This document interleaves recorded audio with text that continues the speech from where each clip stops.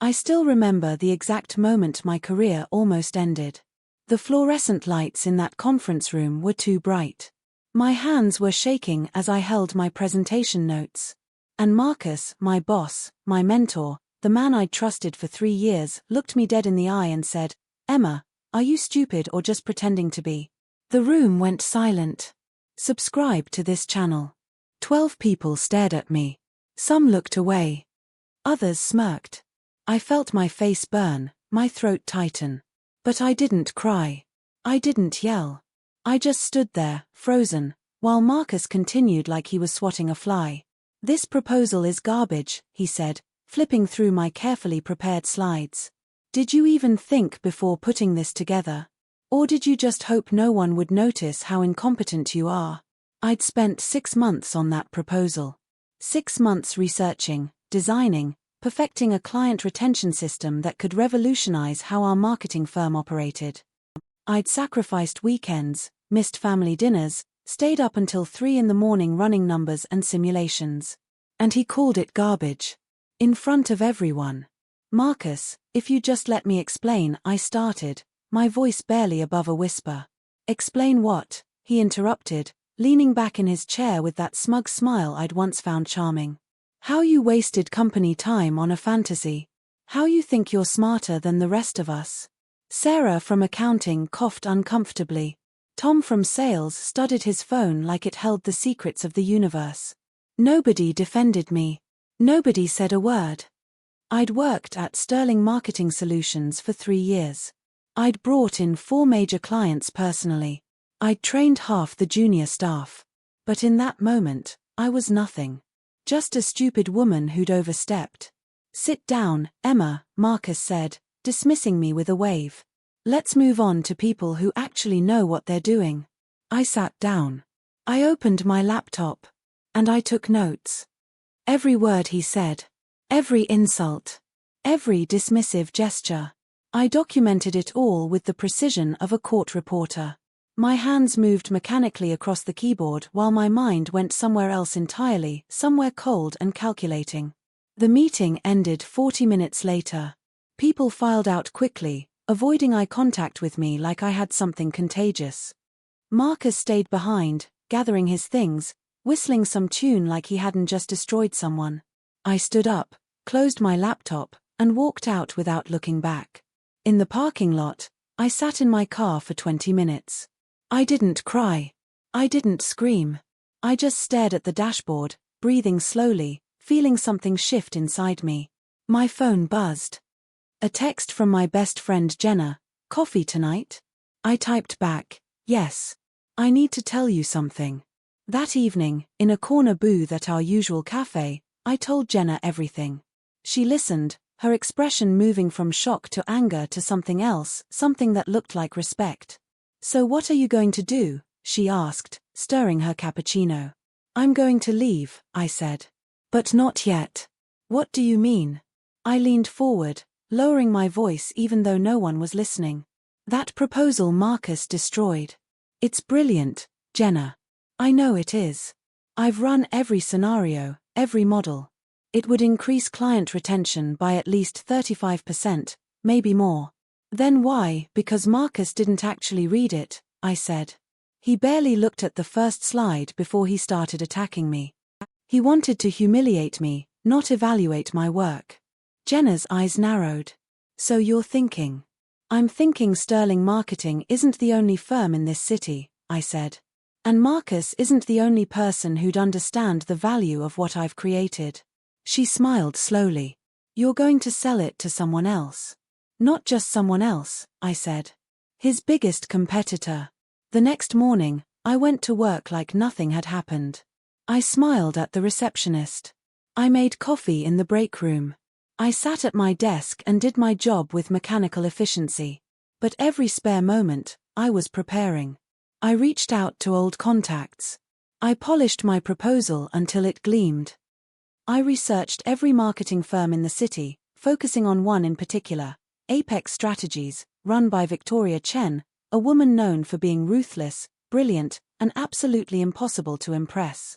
She was also Marcus's biggest rival. They'd worked together years ago, Before, some falling out that nobody talked about but everyone knew had been spectacular. Now they competed for the same clients, the same talent, the same prestige. Getting a meeting with Victoria took 3 weeks and every ounce of professional charm I possessed. Her assistant screened me twice. I had to submit a brief outline of what I wanted to discuss.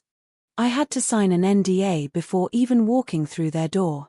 But I got the meeting. Apex Strategy's office was nothing like Sterling's. Where Sterling was all glass and chrome trying too hard to look modern, Apex was elegant, understated, confident. Dark wood, soft lighting, art that actually meant something. Victoria's office was on the top floor. Her assistant led me there, and I tried not to show how nervous I was. Victoria Chen was 53, impeccably dressed in a navy suit, with silver hair cut in a sharp bob. She studied me over her desk like I was a puzzle she was deciding whether to solve. "You have 30 minutes, she said. "Impress me." I opened my laptop, pulled up my presentation, and began. I didn't just present the proposal. I told the story behind it, how client retention was the biggest hidden weakness in modern marketing, how most firms focused on acquisition and ignored the goldmine of existing relationships, how a systematic approach to deepening client engagement could transform profitability. I showed her the numbers, the models, the case studies I'd built from public data, the projected ROI. 20 minutes in, Victoria held up one hand. My heart stopped. "Who else has seen this?" she asked. "No one," I said. "Well, my previous employer, but they rejected it." "Sterling," she said. It wasn't a question. "Yes." "Marcus Holloway rejected this." "Yes." She smiled. It was the kind of smile that made me understand why people called her ruthless. "Marcus always was an idiot," she said. "This is exceptional work, Emma. Genuinely exceptional. Tell me, why are you bringing it to me instead of taking it to another firm?" I met her eyes. "Because I want to work with someone who'll actually use it. And because I want Marcus to know exactly who's eating his lunch." Victoria laughed, a real laugh, not polite or fake. "I like you. All right. Here's what's going to happen. You're going to come work for me. Not as a consultant, not as a freelancer. Full-time, senior strategist position, equity options, and I'm implementing this system immediately." My mouth went dry.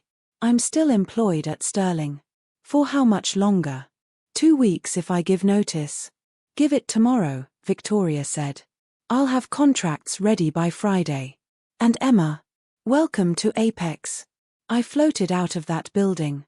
Actually floated. For the first time in weeks, I felt like I could breathe.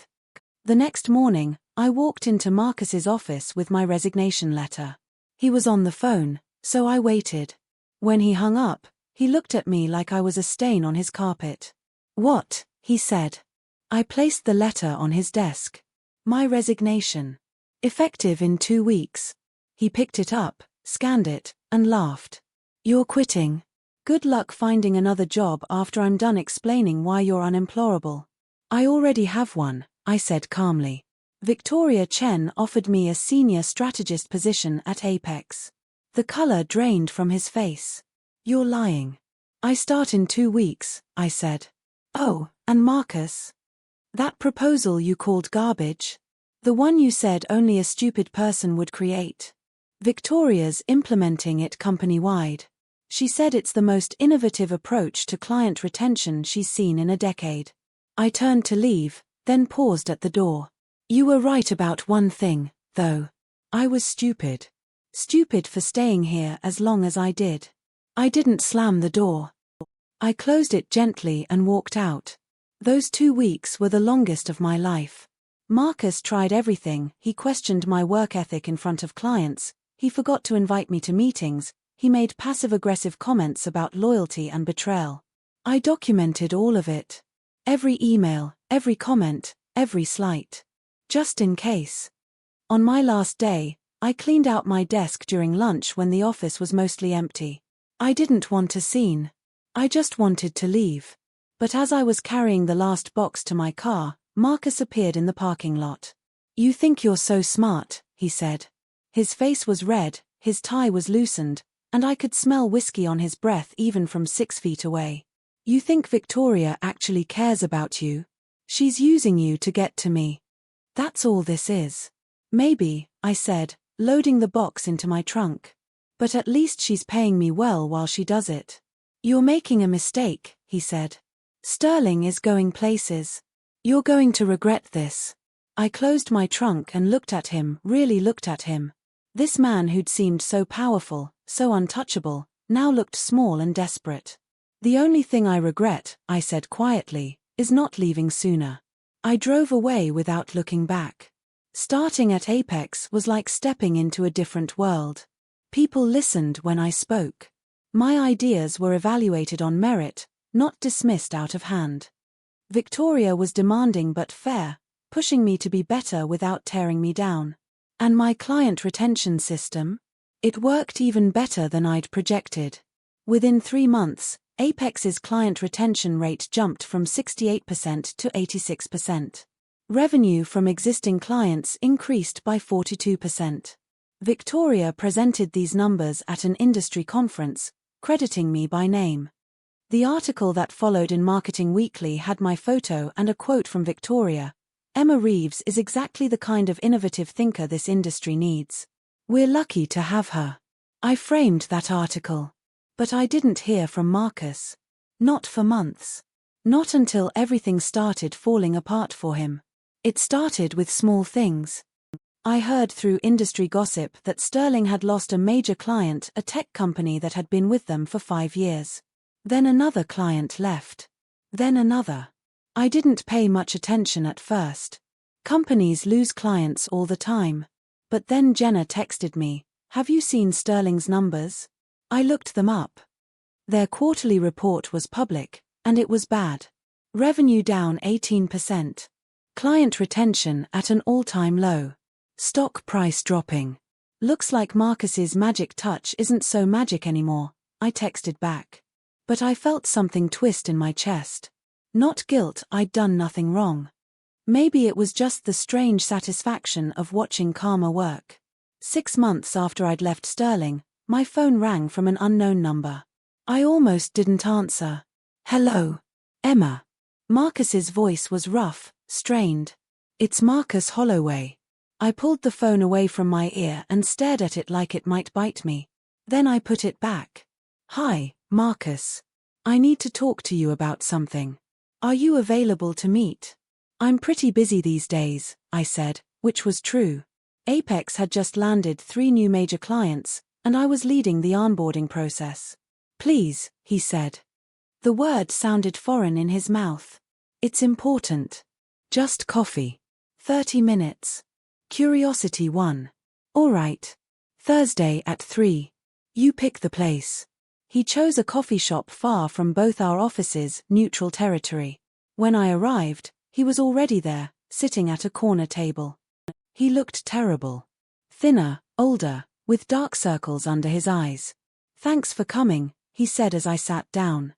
"What do you want, Marcus?" He took a breath. "Sterling's in trouble. You've probably heard." "I've heard things. We're losing clients faster than we can replace them. Our retention numbers are abysmal. The board is talking about major restructuring." He stopped, rubbed his face. "I need your help." I sipped my coffee slowly, letting him sit in the silence. "That system you developed," he continued. "The retention program. I was wrong about it. I see that now. Victoria's numbers prove it. If you could consult with us, help us implement something similar." "No," I said. "Emma, please, no," I repeated, firmer this time. "That proposal was mine. I offered it to Sterling, and you called me stupid. You humiliated me in front of my colleagues. You made my last 2 weeks there a living hell. And now you want me to save you? I'll pay you," he said desperately. "Name your price. Consultant fees, equity, whatever you want. It's not about money, Marcus." "Then what? Revenge? You want me to apologize? Fine. I'm sorry. I was wrong. I was an arrogant asshole, and I treated you terribly. I'm sorry." He looked so pathetic sitting there, This man who'd once seemed so powerful. I should have felt triumphant. Instead, I just felt tired. I accept your apology, I said. But the answer is still no. That system is Apex's now. It's proprietary. And even if it wasn't, I wouldn't help you. Not because I hate you, but because I have no reason to. You burned that bridge, Marcus. You don't get to rebuild it just because your side is on fire. I stood up to leave. Emma, wait, good luck, Marcus, I said. I mean that. I hope you figure it out. But it won't be with my help. I walked out of that coffee shop and felt something lift off my shoulders. Not anger, not even satisfaction. Just closure. Marcus called 4 more times over the next 2 months. I didn't answer. He sent emails that I deleted without reading. He even showed up at Apex's office once, but security turned him away. Meanwhile, Sterling continued to spiral. They laid off 20% of their staff. 3 senior partners left. Industry publications speculated about bankruptcy. Apex, on the other hand, was thriving. Victoria promoted me to Director of Client Strategy. We expanded to 2 new cities. Forbes did a profile on our growth, featuring my retention system as a key differentiator. I should have felt only joy. And mostly I did. But sometimes, late at night, I'd think about Marcus sitting in that coffee shop, looking so desperate. I'd think about the people at Sterling who'd lost their jobs, people who'd never done anything to me, who were just caught in the crossfire of corporate warfare. But I couldn't save everyone. And I wasn't responsible for Marcus's failures. 1 year after I'd left Sterling, Jenna invited me to lunch. She'd left Sterling 2 months earlier, landing at a boutique firm where she was much happier. Did you hear? She asked over salads. Hear what? Sterling filed for Chapter 11 last week. They're restructuring. Marcus is out. The board forced him to resign. I put down my fork. Oh. You don't seem surprised. I'm not, I said. It was coming for a while. Do you feel bad? Jenna asked, studying my face. I thought about it, really thought about it. No, I said finally. I feel nothing. Maybe that makes me cold. But Marcus made choices. He chose to belittle me instead of listening. He chose pride over progress. He built a company culture where people were afraid to speak up, afraid to innovate. That's not my fault. You're right, Jenna said. He did this to himself. Besides, I continued, I spent months feeling humiliated and worthless because of him. I don't owe him my guilt now. We finished lunch and changed the subject. But as we were leaving, Jenna said, you know what's funny? He probably still doesn't understand what he did wrong. Probably not, I agreed. 2 months later, I heard through mutual contacts that Marcus had started a consulting business helping companies with marketing strategy. The irony wasn't lost on me. But I was too busy to care. Apex had just been acquired by a major holding company for a valuation that made headlines. As Director of Client Strategy with equity options, my shares were suddenly worth more than I'd made in my entire career at Sterling. Victoria called me into her office the day the deal closed. You know that retention system you brought us, she said. The one Marcus called garbage? I remember. It's the primary reason the acquiring company wanted us. They're planning to implement it across their entire portfolio. 23 companies, Emma. Your work is going to be used by 23 companies. I couldn't speak. I just nodded, feeling my eyes burn. You did this, Victoria said. Not me, not Marcus, not anyone else. You. Don't ever forget that. That night, I went home to my new apartment, bigger, brighter, in a building with a doorman and a view of the city. I poured a glass of wine, stood at the window, and looked out at the lights. My phone buzzed. Another unknown number. I almost ignored it, but something made me answer. Hello. Emma. It was Marcus. His voice sounded hollow. I heard about the acquisition. Congratulations. Thank you. That should have been me, he said quietly. That success. That recognition. If I'd just listened to you, Marcus, I interrupted gently. It wouldn't have been you. Because even if you'd implemented my system, you would have found a way to take credit for it. You would have made it about you, not about the work. That's who you are. That's not fair. It's completely fair, I said. I don't hate you anymore. I honestly don't feel much of anything about you. But you need to stop calling me. Stop asking for help. Stop trying to make your failures my responsibility. Move on with your life. I just thought, goodbye, Marcus. I hung up, blocked the number, and poured myself more wine. I never heard from him again. 6 months later, I was giving a keynote speech at an industry conference in Chicago. The topic was innovation in client relations, and the auditorium was packed, over 500 people. As I stood at the podium, looking out at all those faces, I thought about that conference room at Sterling. The fluorescent lights. The silence. Marcus calling me stupid. And I smiled. 3 years ago, I began. Someone I respected told me my ideas were worthless. He said I was incompetent. He humiliated me in front of my colleagues and dismissed work I'd poured my heart into. The audience was silent, attentive. I could have believed him, I continued.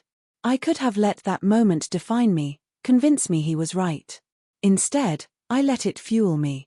I took that worthless idea and found someone who saw its value. And today, that system is being used across dozens of companies, generating millions in additional revenue and transforming how we think about client relationships. I paused, letting that sink in. The point isn't revenge, I said. The point is that sometimes the people who doubt you the loudest are the people most threatened by what you might become. Don't let their fear limit your potential. Don't let their limitations become yours. The applause was thunderous. After the speech, dozens of people wanted to talk to me, exchange cards, discuss opportunities. I was gracious with everyone, but I kept thinking about that younger version of myself shaking hands in a conference room, believing she'd failed. If I could tell her anything, it would be this: you didn't fail.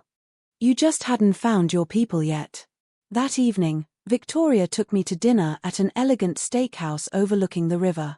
You were brilliant today, she said, raising her glass. To Emma Reeves, the best hire I ever made. We clinked glasses. Can I ask you something? I said. Of course. That first meeting, when I came to pitch you, did you already know I was from Sterling? Did you take the meeting just to spite Marcus? Victoria smiled. I won't lie, the fact that you came from Marcus's company definitely got my attention. But I didn't offer you a job to spite him. I offered you a job because your work was exceptional. The spite was just a bonus. We both laughed. Do you ever regret it? Victoria asked. Leaving Sterling when you did? Maybe if you'd stayed, fought harder, you could have implemented your system there. No, I said without hesitation. Sterling's culture would have crushed that system the same way it was crushing me. Some environments aren't worth saving. Sometimes the best thing you can do is leave and let them face the consequences of their own toxicity. Wise words, Victoria said. I learned from the best, I replied. The last time I thought about Marcus was 2 years after I'd left Sterling. I was in my office at Apex, now a VP with a team of 15 people under me, when my assistant brought in a package. This came for you, she said. No return address. Inside was a book, Principles of Effective Leadership by Marcus Holloway. He'd published a book. I flipped through it, skimming the chapters. It was full of platitudes about innovation, trust, listening to your team, all the things he'd never actually done. There was a note tucked inside the front cover, handwritten, Emma, I hope you're well. I wanted you to have a copy of this. Maybe you'll recognize some of the ideas in Chapter 7, they were inspired by our time working together. I know I wasn't the mentor you deserved. For what it's worth, I'm trying to be better now. Marcus, I read Chapter 7. It was about the importance of recognizing good ideas regardless of who presents them, about creating cultures of innovation, about the irony was almost funny, not letting ego get in the way of progress. He'd learned nothing. Or maybe he'd learned everything but couldn't admit where the lesson came from. I put the book on my shelf, spine out where I could see it. Not because I cared about Marcus or his words, but because it was a reminder. A reminder of where I'd been and how far I'd come. A reminder that I'd won without words, without drama, without revenge. I'd won by being better. And that was enough. My phone rang.